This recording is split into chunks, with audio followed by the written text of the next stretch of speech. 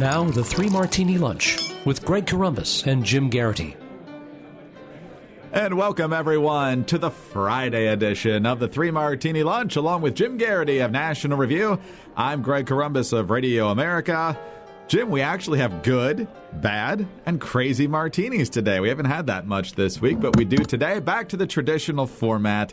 Hopefully that makes everyone's Friday just a little bit happier. Let's start with the good and blowing up another accusation from the mainstream media that folks inside the upper echelons of the Trump administration are evil. Let's go to Ed Morrissey over at Hot Air. Extraordinary claims should require extraordinary proof. That's a good rule of thumb these days when weighing claims from either the government or the media, which is why today's report on the culture at the State Department from the Washington Post should have tripped everyone's grain of saltometer. Secretary of State Rex Tillerson has started off his tenure in a bubble, their sources claim. So much so that subordinates have been instructed not to make eye contact with the boss. Here's what the Post reported. On many days, he, meaning Tillerson, blocks out several hours on his schedule as reading time when he is cloistered in his office poring over the memos he prefers ahead of in-person meetings. Most of his interactions are with an insular circle of political aides who are new to the State Department. Many career diplomats say they still have not met him, and some have been instructed not to speak to him directly or even make eye contact. But as Ed points out, that's not true. Matt Lee is with the Associated Press, and he's one of the best correspondents from the State Department. If you ever watch the briefings, you know he's not one to take BS very lightly. And so he tweets after the Post reports that this is not true, and people repeating it are making it more difficult to address very real issues. Somebody tweets him back, how do you know it's not true? Matt Lee, because I have covered state since 1999 because I know people who didn't start in 2009.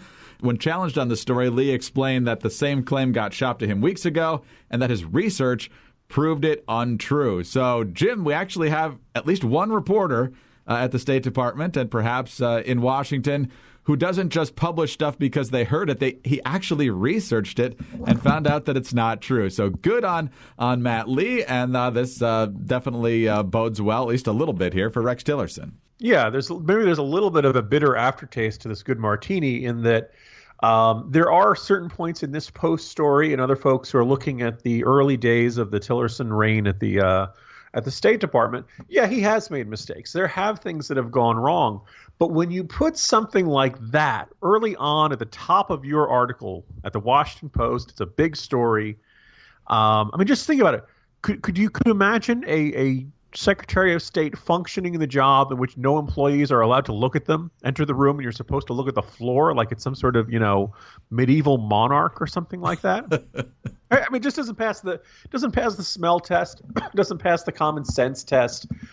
You don't rise to be the CEO of Exxon if you freak out about eye contact. It just doesn't make sense. So Lee calls out on that. And then, Greg, I went through the article. And it obviously paints a very negative portrait of Tillerson, and it really makes the State Department look like it's floundering. But here are the people who are offering the critical quotes. Congressman Eliot Engel, the top Democrat on the House Foreign Affairs Committee. Quote, a foreign diplomat posted in Washington. Quote, a senior Senate Democratic aide. A former State Department employee. Another official, that's in quotes, and one department official, unquotes. So you go through it. You got a congressional Democrat, one Senate Democratic aide, one foreign diplomat, one current informal, and probably two former State Department employees, who I'm gonna jump to the conclusion that they're former Obama people. Right. I mean, like I don't know it. I can't be 100% certain of it, but they seem like the kind of people. And we do know, that the old Clinton, the old Obama folks are eager to. Lend their, to call up the Washington Post and shop stories to them and stuff like that. So none of these people, I'm not saying everything that these sources are saying is lying. I'm sure that, Eliot Engel genuinely thinks that Tillerson's not off to a good start. I'm just saying I'm not surprised that Engel thinks he's not off to a good start. I'm not surprised that Obama folks think that Trump people aren't doing a good job. A Senate Democratic, these are all people I would expect to be critical. It'd be a much bigger story if they were praising him, right? That would be man bites dog instead of dog bites man. News is supposed to be the unexpected and unusual. And there are two people who offer pro-Tillerson quotes. There's an unnamed senior Tillerson aide, and the British ambassador to the United States, Kim Durock, is quoted extensively. And according to the British ambassador, that Tillerson's off to a fine start. Things are working out. The summit with Theresa May worked out just great. So, now, look, this is not to say Tillerson is above criticism. I thought it was a big mistake to only bring one reporter on his first trip to Asia. Apparently, he wasn't meeting with the embassy employees and their families during his first 3 foreign trips. That's something you traditionally do. But he is now doing it. He did it in Ankara, Turkey this week. He did a good thing with the wife of an imprisoned American pastor, kind of making a nice, good, important, symbolic gesture to focus on human rights and stuff. So I think he's learning the ropes. And, as I wrote in today's Morning Jolt, I know some people who are in the orbit of the State Department, and they're hearing the stuff that he's doing okay. He's learning the ropes. Nobody's going to say that he's doing it perfectly, but the fair criticisms of of how Tillerson is performing in the job so far really get it's hard to take them seriously when the lead anecdote of the story is phony. The term fake news gets thrown around, but here you have the AP saying, you know what, Washington Post, your lead story, the lead anecdote that you're supposed to illustrate how terrible things are at the State Department is fake news. Just jumps out at me here. Most of his interactions are with an insular circle of political aides who are new to the State Department. Many career diplomats say they have still not met him. These are people who had clout and don't have as much clout as they used to, and they're upset about it. And so they're trying to make him out to be worse than he is. I think that's what the other thing also is that, so of that early on, this is, I'm going to say January, early February, I hear from somebody who was able to go to one of those early meetings. And this is not somebody who's a fan of Trump, not Republican leading, as far as I can tell. But he seemed like seemed a very nice guy. And most importantly, this person recognized Tillerson was making an effort. He knew that he was a non-traditional choice for Secretary of State. He knew that he didn't begin with a lot of allies. He knew that he was a stranger to a lot of the department's employees. And so he was doing his best to kind of, go around and meet everybody and shake hands and, and invite them to meetings and hang out and have snacks and just get to know people. And whether or not, it's not like everybody was suddenly becoming huge Rex Tillerson fans, but just a recognition that they appreciated him making the effort. Does this mean it's great or not? But this kind of, this doesn't mesh with this, he's isolated and, he's up in a tower and he only takes memos and no one even looks at him. This is a case where the media doing a bad job.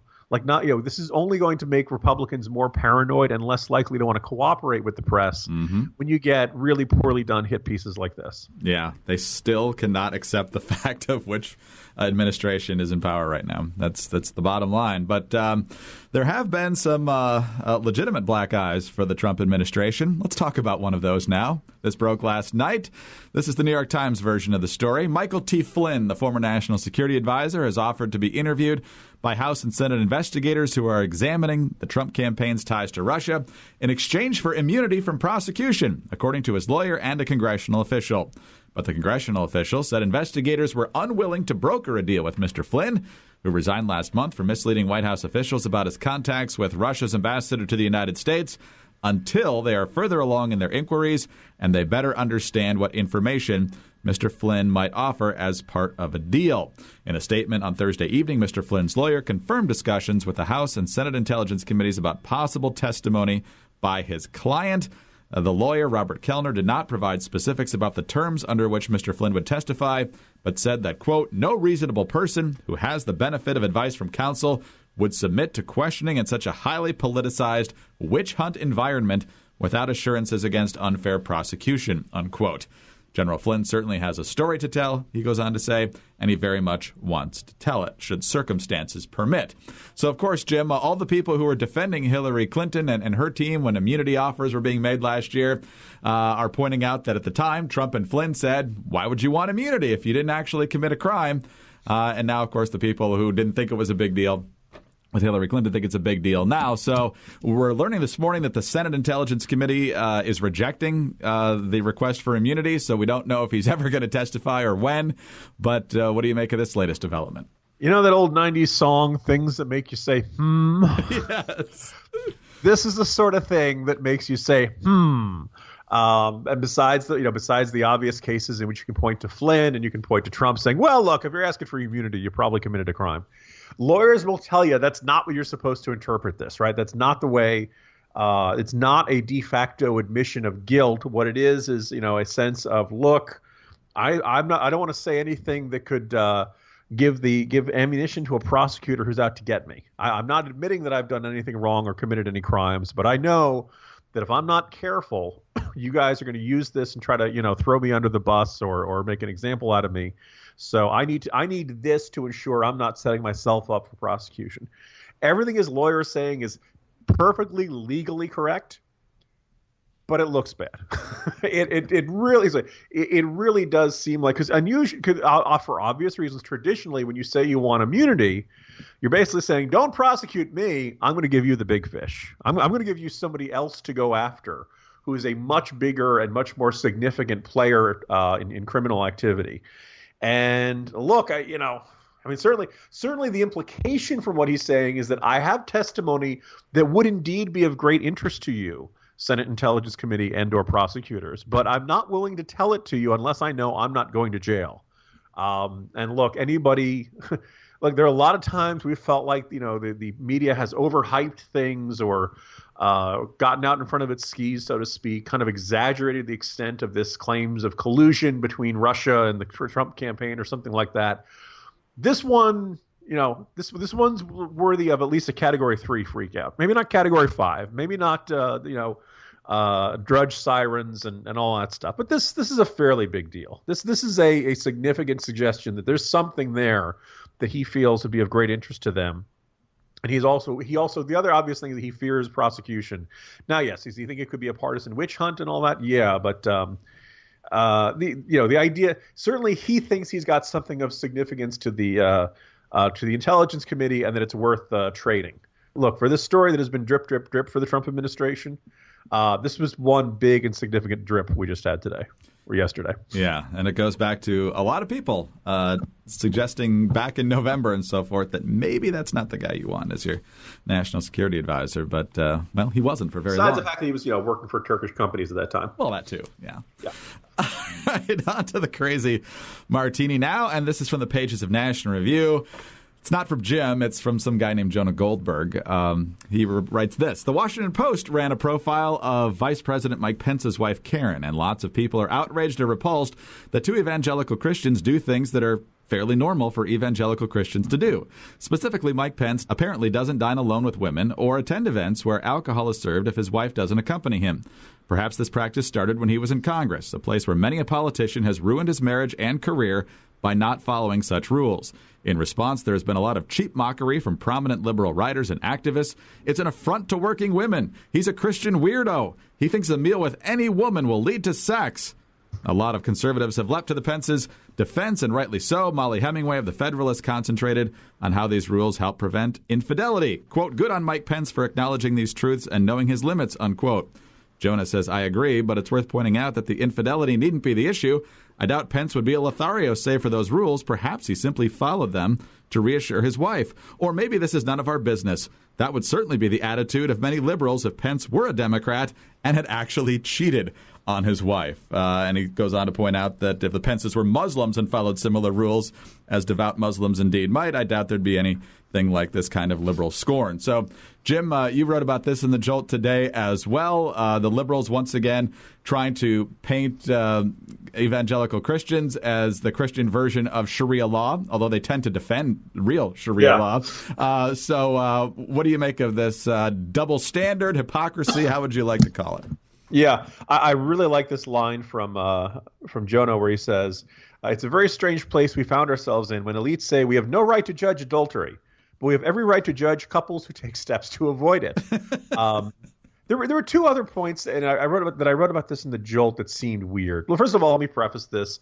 If you have something like the Pence rule in your marriage, then God bless you. If it works for you, wonderful. If you don't have the Pence rule and things are working for you in your marriage, God bless you too. I don't feel like I need to, never mind the fact that I wrote Heavy Lifting, which talks a lot about marriage and now available at fine bookstores everywhere and Amazon.com.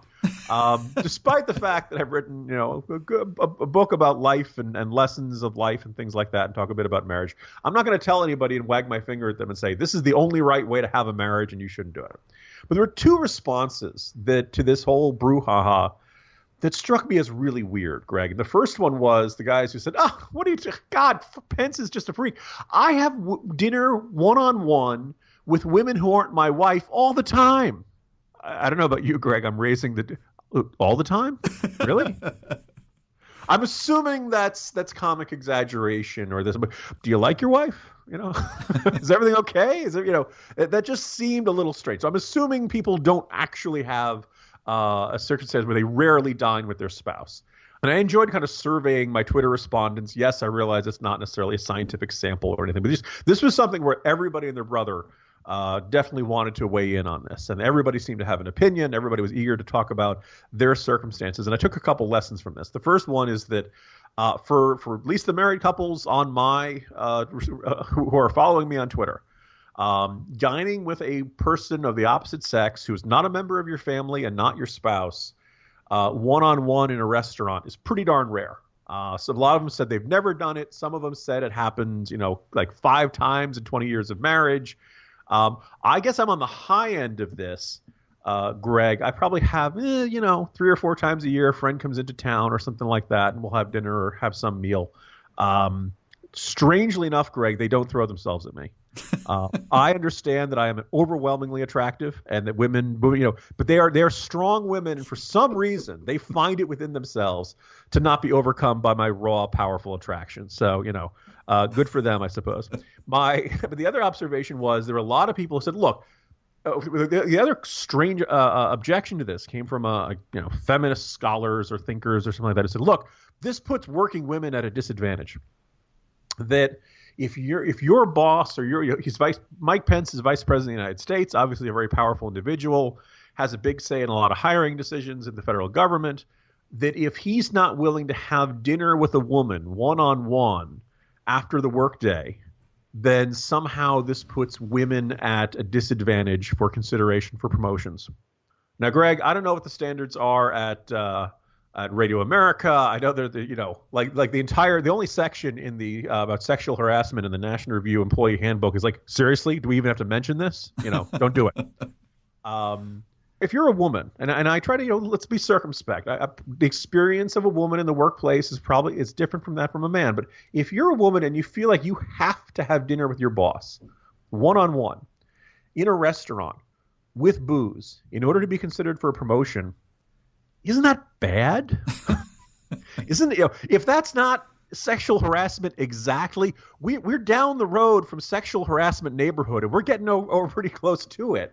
And this too was a circumstance that most people on Twitter were like, no, I've never had a situation like that. A couple of people would say, having coffee with the boss is one thing, having lunch with the boss is another thing. Maybe you have a big meeting, you grab a drink afterwards or something like that. One, it's very rare for it to be just one person, one employee and one employer. That strikes people as very odd. And this is the idea that this happens all the time. And that was the other bizarre reaction I got to this. And Greg, I have no idea if this matches your personal experience. I have found some people describe Washington, D.C.